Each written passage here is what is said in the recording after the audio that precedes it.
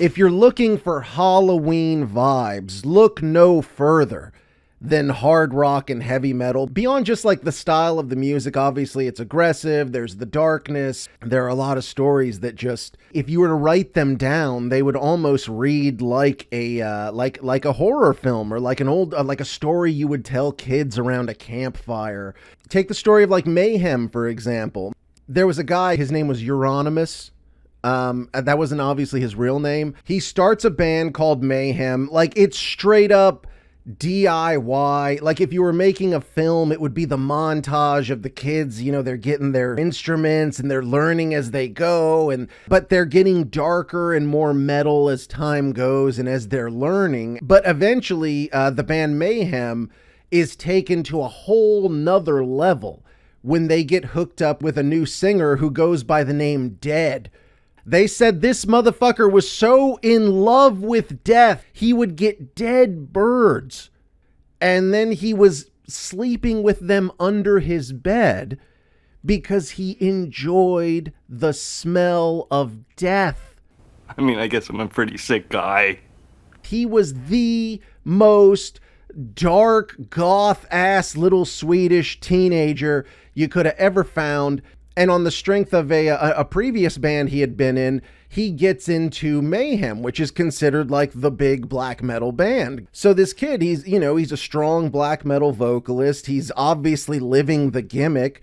It's so sincere that it sort of captures the imagination of the local scene, and everybody is into this new lead singer, Dead. Now, Euronymous, despite being the original member of the band, the guy who came up with the concept for the band, now Dead has come and usurped him.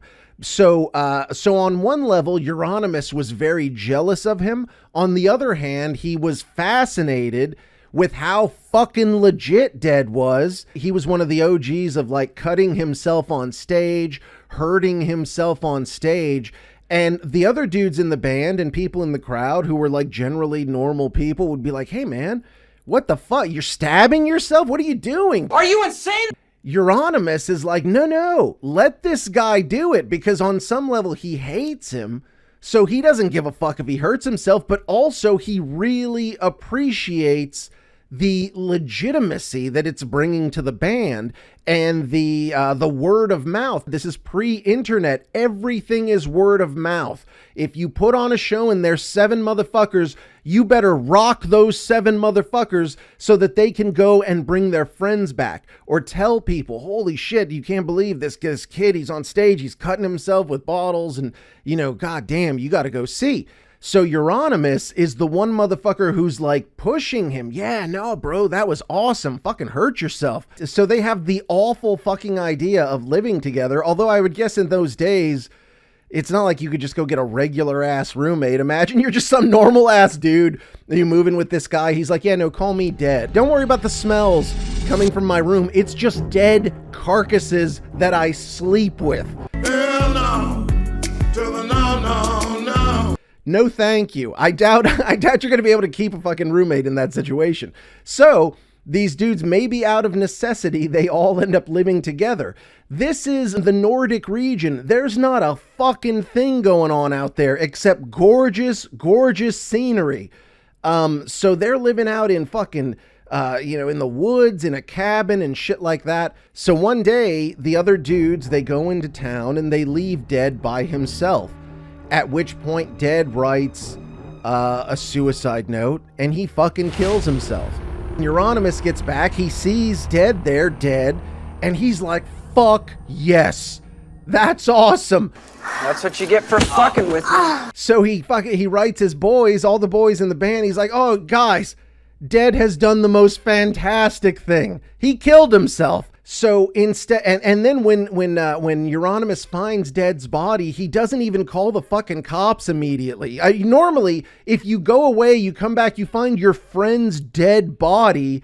The guy killed himself. You'd be like, oh God, please, police! Somebody call the cops. So instead, Euronymous took a bunch of pictures of Dead's corpse, and then I don't even know how the fuck this is even possible.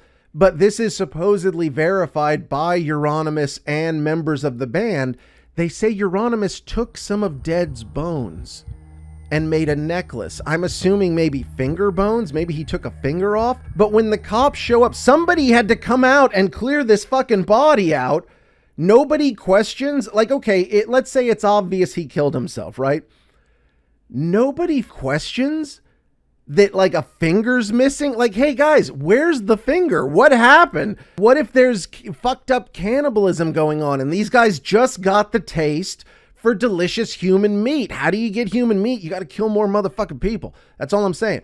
But anyways, nobody questions that this fucking guy, he's dead. He's missing limbs or fingers or whatever the fuck they took off to make a necklace from his bones. So after Dead is gone, even though if you look at what his suicide note said, and I mean, there was a book published of letters that he had sent to friends back home and shit. It was clear the guy had every intention of taking Mayhem and making them a much more popular band and making a living at being in that band. However, Euronymous was like just the most hardcore elitist. Imagine the boss level elitist. That is Euronymous from Mayhem. He takes Dead's death and uses Dead as like a martyr. And once again, there's not internet and shit like that, so you can't verify anything. So the details Euronymous gives you are essentially what you have to roll with. So Euronymous comes in, he says, yeah, guys, Dead, he was really, really bummed out at how commercial and bullshit this scene has become. And in the ultimate sacrifice, he killed himself so that the black metal scene can fucking get their shit together. So then Euronymous goes on, and once again, you talk about metal elitists. This is the most like 8th grade metal elitist move you could pull. He basically writes a list of commandments for black metal. These are the rules you must follow to take part in the scene, whether you're in a band or you're simply a fan. These rules applied to the fans. Rule 1, you must worship the devil. There is no, if you don't worship the devil, you are not black metal, period. The thing is, it kind of works because on some level, first off, you have the martyr of Dead to say, man, that's how legit these guys are. This guy fucking killed himself. Like, okay, obviously, if you're a band, you release an album, you want to sell it to as many people as possible. The more people buy it, the more money you make, and you can, put that money into the next album and so on and so forth. In this case, Euronymous was like, yeah, we got a new album coming out. Really only like, I can only identify maybe like 30, 40 people who really should be allowed to own it. If some of you other guys get it, you can, but you're a fucking idiot. Only 30 motherfuckers are cool enough to hear this. And of course, the reaction is everybody's like, well, I want to be cool enough to listen to black metal. They're like, well, the rules are you got to worship the devil. You got to like burn down churches and shit. So out in that area, people start burning down churches and killing motherfuckers. It becomes a real thing. The black metal scene starts going to war with the church essentially and just causing shit. Form of music, they say, has disturbing satanic overtones. It's called black metal music and encourages devil worship and the desecration of churches. And they did these things essentially as like PR. They did it like a publicity stunt. Oh, look, we burnt this church down and we killed a guy, but it's because we love black metal. And so that the cops of the area have to start busting down the scene and shit. But with all the money and stuff Euronymous has made, through the band, through Mayhem, he starts a record store in the area that becomes, of course, the epicenter of the scene because it's a record store that sells black metal records. And so all the people in the scene hang out around there. So the thing is, Euronymous essentially gets his pick of all the best dudes in the scene to put into his band Mayhem, and he's able to build a better band. He continues to live off of Dead's martyrdom. The pictures that he took of Dead's corpse, they actually made the album cover. So that album cover, it's not just like, oh, check it out, it's some scene they set. That is that motherfucker's real corpse. That is the scene of his death. Those are the pictures Euronymous took in the moment. It's fucked all the way up. So then Euronymous, he continues on with Mayhem. The albums are actually selling thousands. And for those days, it's a huge success.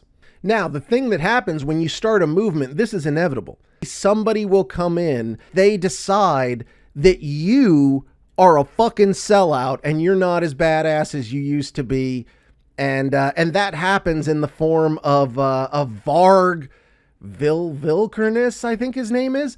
And Varg was one of these dudes, he would like try to brag to people that like, oh yeah, I burned down churches. You know, that was me, dude. I did that for black metal. So, you know.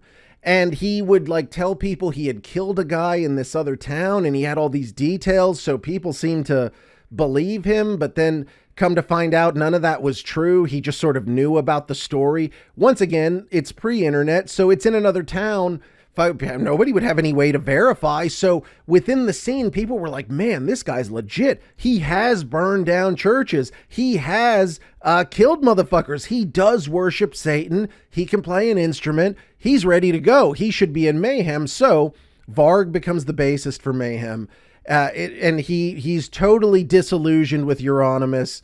And he feels Euronymous is full of bullshit. He publicly is calling him out, talking mad shit. Euronymous had made a complete fool of himself, and most of us agreed that he was a damn wimp and an idiot. As far as I was concerned, he didn't exist anymore. For some months, this dislike for Euronymous spread in the metal scene as more and more people understood what a moron he was. He believed it was my fault that people lost their respect for him. In a sense, he was right, as I certainly didn't keep my opinions a secret. Further, when the media wrote all that crap about me, it made him feel less important. Suddenly, he was no longer the main character in the hardcore metal scene. As he saw it, that too was my fault. And this is where the whole thing gets gray.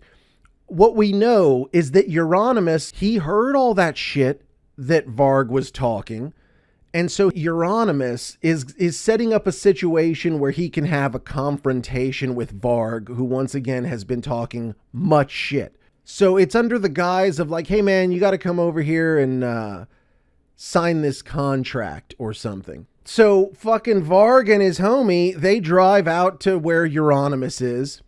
And Varg claims that when he goes up in there, it's just him and Euronymous.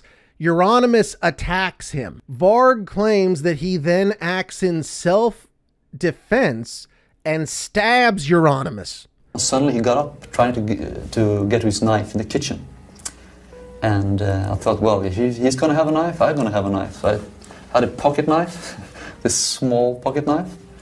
I got it up and prevented him from getting into the kitchen. And I was so he didn't manage to get his knife. You know, when it comes to dealing with the cops and shit, really his claim is just like, hey man, self-defense. The thing about Varg, as we've established with him like taking credit for these church burnings and killing a guy, Varg likes to bullshit. He likes to talk. He's very into impressing people. So even though Varg has a very strong case for self-defense, he goes on and tells people, he's bragging essentially about killing Euronymous.